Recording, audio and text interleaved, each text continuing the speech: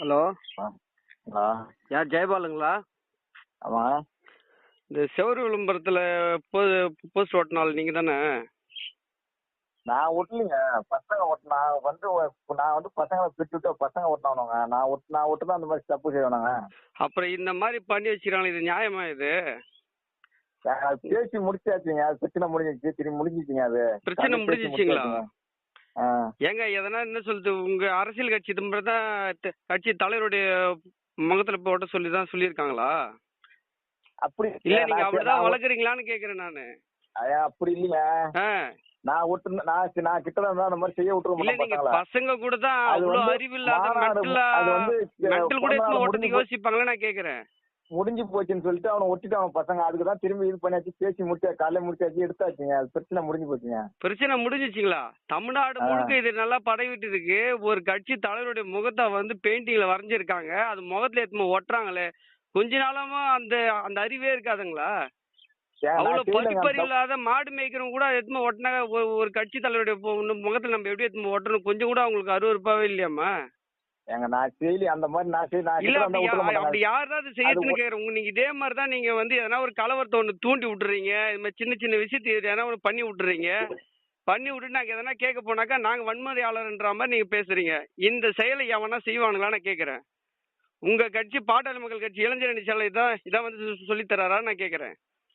எங்க தலைவர் எல்லாம் கரெக்டா தாங்க எங்களுக்கு அறிவுரை சொல்லிட்டு இருக்காரு. அந்த அறிவுரை பண்றவங்க போஸ்ட் ஓட்டுவாங்களா நான் கேக்குறேன். எங்க தலைவர் எல்லா விஷயத்தையும் கரெக்டா தான் இருக்காரு. அதான் இது மாதிரி என்ன சொல்லி போஸ்ட் எடுத்து குறுக்கு ஓட்ட சொல்றாரு கேக்குறேன். முகத்து மேல ஓட்ட சொல்றாரு கேக்குறேன். குறுக்கெல்லாம் எங்க தலைவர் ஓட்ட சொல்ல. எங்க வன்முறையில எங்க தலைவர்லாம் எங்களை கட்டாதான் நான் எங்களாவே. அப்ப யாருங்க ஓட்டுறது நான் கேக்குறேன். இது வேற யாருங்க ஓட்டுறது? விடுதலை சிறுத்தை கட்சிக்காரனா ஓட்டினாங்களா நான் கேக்குறத. உங்க ஆளுங்க ஓட்டலன்றீங்க, அப்ப வேற யாரதான் ஓட்டுறது நான் கேக்குறேன். எங்க பசங்க வந்து சம்பளம் கொடுத்து பசங்க ஓட்டினா ஒட்டிட்டானுவா. பசங்க கொடுத்து அப்ப கூட ஒரு தலைவருடைய முகத்துல ஓட்டுறாங்க. அப்ப அவங்க எவ்வளவு பெரிய ஆளா இருப்பான்னு கேக்குறேன். அப்ப எவ்வளவு வெறி பிடிச்சு போய் சுத்தணும் நான் கேக்குறேன். ஒட்டுன்னு சொல்ல ஒட்டிட்டாங்க அவங்க. இது என்னங்க இது? ஒட்டுறவனு கூட ஏன்னா பைத்தியக்காரங்க கிட்ட கூட ஒட்டினா கூட ஒரு இடத்துல வரைஞ்சிருக்கானா அவன் பார்த்துட்டு தள்ளி தாங்க ஒட்டு போவான். ஒரு தலைவருடைய முகத்துல, அம்பேத்கருடைய முகத்திலயா? இந்த அரசமைப்பு ஏன் அம்பேத்கருடைய முகத்திலேயே நீங்க ஒட்ட சொல்றீங்களா? நீங்க அப்ப நீங்க வந்து எவ்வளவு பெரிய வன்முறையாளரா இருக்கும், எவ்வளவு பெரிய வெறி பிடிச்சவங்களா இருப்பீங்க நீங்க. இதெல்லாம் நியாயங்களா இதுங்க? நீங்க அந்த அரசியல் கட்சி இயங்கத்துக்கு முக்கியமான காரணம் என்ன சொல்றது, அம்பேத்கர் போட்ட பிச்சை அது. அவர் எழுதி வச்ச சட்டத்து மூலியமா தான் வந்து இந்த கட்சியை வந்து வழிநடத்த முடியும். இது கூட கொஞ்சம் கூட தெரியாதவா ஒரு அம்பேத்கர் மேலே ஓட்டுவீங்க நீங்க?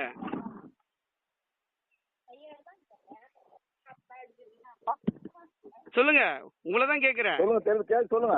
இல்ல ஒரு அரசமைப்பு சட்டம் வந்து ஏத்துன அம்பேத்கர் மேலே ஓட்டுறீங்களா? நீங்க எவ்வளவு பேர் வெறி பிடிச்சவங்களா இருப்பீங்க நான் கேக்குறேன். அப்படிலாம் ஏங்க சிலை அம்பேத்கர் சொல்லி கடலூர் மாவட்டம், பெரம்பலூர், அரியலூர் மாவட்டம் திறந்ததே எங்க ஐயா தாங்க திறந்தாரு. ஏங்க எல்லா இடத்தையும் உடைக்கிட்டு அவங்க தாங்க. ஏங்க நீங்க திறந்ததே நீங்க சொல்றீங்களே, உடைச்சது எல்லாமே அவங்க தானே, வேற யாரும் உடைக்கிறாங்க? நான் கேக்குறேன். நீங்க திறந்தீங்க திறந்து அந்த ஒரு பேருக்காக தான் நீங்க திறந்தீங்க. 7 சிலையை திறந்தீங்கன்றீங்க. 100 இடத்துல சிலை உடைச்சிங்க. அப்ப யார் தான் உடைக்கிட்டு அந்த சிலைய? நாங்க செய்யலீங்க. அது வேற யாருங்க செய்யறாங்க? இப்போ இந்த முகத்துல ஓட்டதுனால உங்களுக்கு என்ன வந்துருது நான் கேக்குறேன். இப்ப அந்த இடத்துல ஏன்னா ஒரு பதட்டமான ஒரு சூழல் ஒண்ணு ஏற்படணும், அது மூலியமா நிறைய வீட்டை கொளுத்தணும். இதுதானே என்ன உங்களுக்கு? அந்த அடிப்படையில தான் நீங்க இதை வந்து இந்த வேலை செய்றீங்க. அப்படியாப்பட்ட எண்ணெல்லாம் எங்களுக்கு கிடையாதுங்க.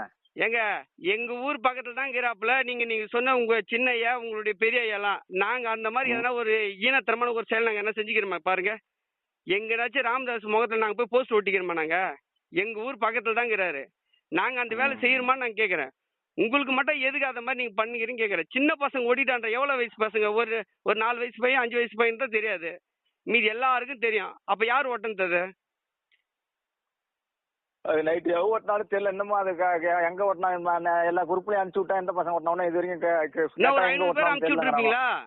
500 பேர் அனுப்பிச்சு விட்டுருப்பீங்களான்னு கேக்குறேன். நீங்க தொடர்ந்து திட்டமிட்டு இதே மாதிரி வேலை தான் நீங்க செஞ்சுன்னு இருக்கீங்க. அது நல்லதுக்கு இல்ல.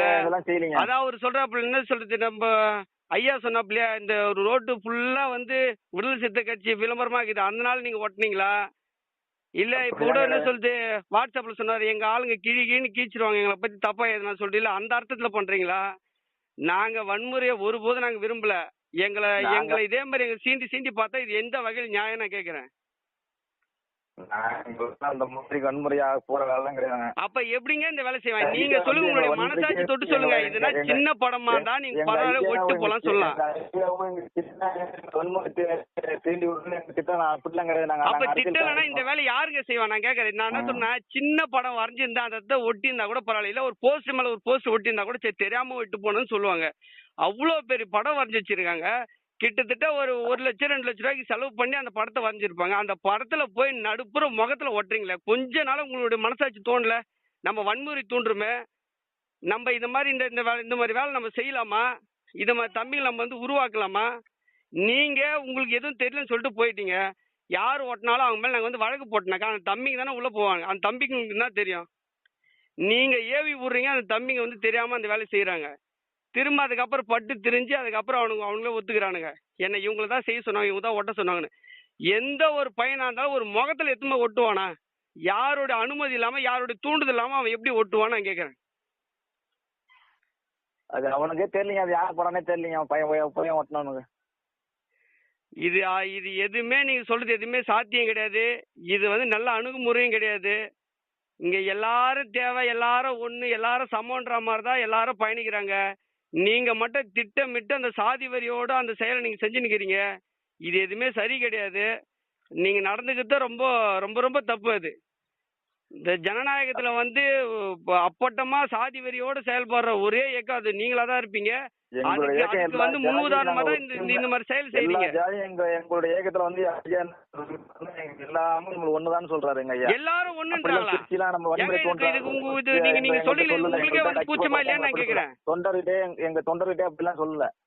ஏங்க இத வந்து நாங்க சொல்லலீங்க, அண்ணன்னு சொல்லிட்டு மாவீர குருவோடைய தங்கச்சியே சொல்றாங்க இந்த விஷயத்த. நாங்க சொல்லல.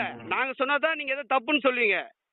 அவங்களே சொல்றாங்க இந்த மாதிரி செய்யக்கூடிய ஆள் தான் அவர் அப்படின்னு. அதுக்கு நிகரா அவங்க போட்டு 2-3 நாளுக்கு அப்புறம் இந்த செயலை நீங்க செஞ்சுக்கிறீங்க. இது நியாயமா நான் கேக்குறேன்.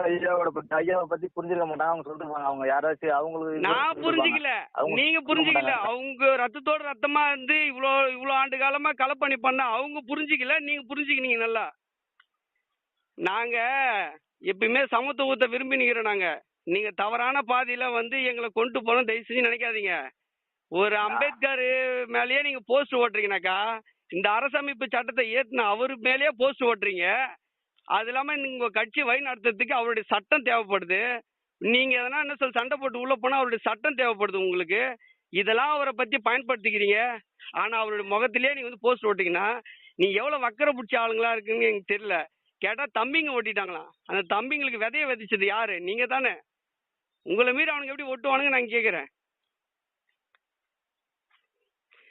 இந்த மாதிரி அரசியல் பண்றதுக்கு நீங்க தயவு செஞ்சு நீங்க வேற மாதிரி எதனா ஒரு வேலை கூட செஞ்சுட்டு இருக்கலாம். இது நாங்க உண்மையாலுமே இது நாங்க தமிழ்நாடு முழுக்க இதை எடுத்துட்டு போறோம். நீங்க வந்து பேசி முடிச்சுட்டுன்னு சொல்றீங்களா இந்த விஷயத்த? இந்த விஷயத்தினால நீங்க என்ன சொல்றது, நீங்க உண்மையாலுமே சட்ட ரீதியா கண்டிப்பா தண்டிக்கப்படுவீங்க. நீங்க ஒன்னா பாருங்க. கேட்டா தம்பிங்க ஓட்டிட்டாங்களாம். இந்த மாதிரி வெறி பிடிச்ச வேலை செய்யறதுக்கு நீங்க வேற எதனா ஒரு வேலை போய் செஞ்சிருக்கலாமே. நீங்க எனக்கு யாருன்னு என்ன கேட்காதீங்க.